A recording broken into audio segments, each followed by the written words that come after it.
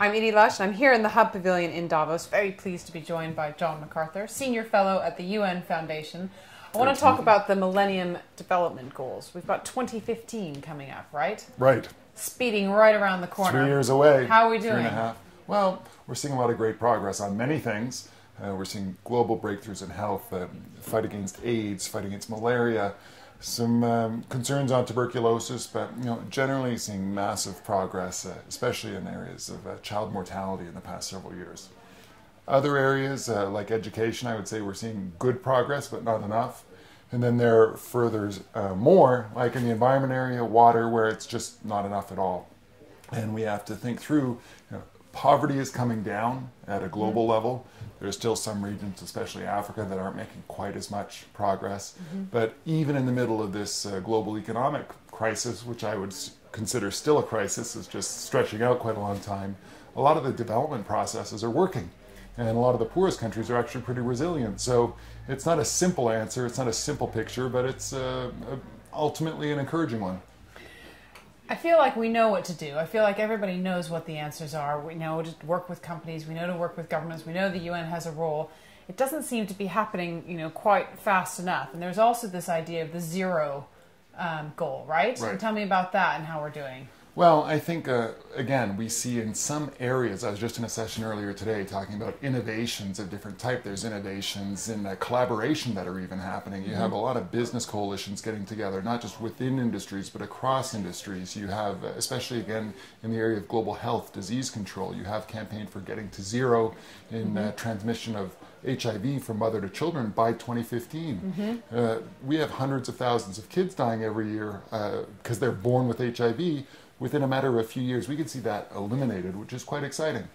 At the same time, we need to get to zero against extreme poverty in general. And that's an interesting and slightly tricky conversation because getting to 2015, the Millennium Goals, which were established in 2000, were about cutting extreme poverty in its many forms by half.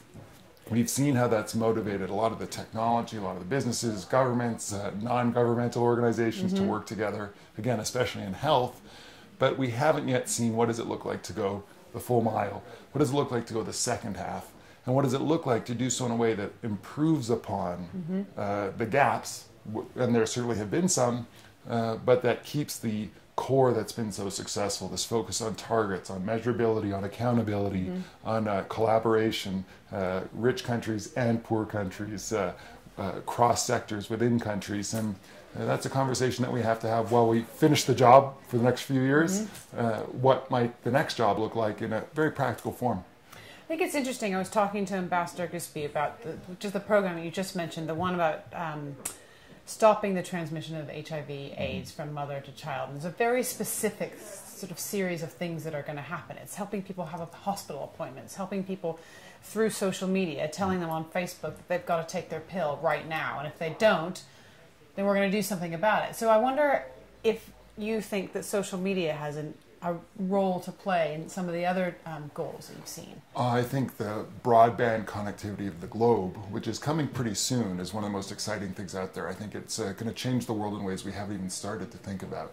If we look at the number of billions of people that have been brought online through their cell phones or their smartphones, and soon the smart chips that are going to be floating around. Exactly, the singularity is near. If we think about that, it's actually going to change not just the way we can deliver services through these new mechanisms, but how we can track government, how we can track donor dollars, whether it's a private dollar or a public dollar, how citizens can hold their service providers to account. So it's not just about making sure that the patient takes their pill, it's making sure that the patient can complain to someone if the pill's not there. And that's pretty exciting. And soon we're also all going to be on videos all together. So there's no reason that if you're in the middle of Rwanda, you can't be talking with someone in Malaysia who might be able to help you solve your problem, and vice versa. So I actually think that the technology side is part of what's the most mind-blowing excitement here, but we don't really know what it's going to look like. We just know there's going to be a lot more information, a lot more opportunities to coordinate that information, and hopefully to use it for accountability and also a lot of innovation, because the more people have access, the more clever people are going to figure out new and better ways to do smart things moving forward. Finally, wanted to just get your thought. I know that there's quite often a tension between the goals on poverty and climate change. And I know that as we're going sort of hurtling towards Rio later this year, the last meetings have all been about don't forget about the poor countries, don't forget about our problems. How do you think that tension is working out in the moment? Well, I don't see it quite the same way in that maybe the goals and climate change aren't in conflict. But what we've learned in a pretty clear way in the past decade is that the climate issues need to be incorporated into any attempt to achieve the goals. Part of that is about mitigation issues of emissions. Part of it is certainly about adaptation. The mitigation has its controversies on how to do that, who should pay for that, climate funds and who's going to pay what price for carbon and all that stuff in emerging markets versus older, more advanced markets.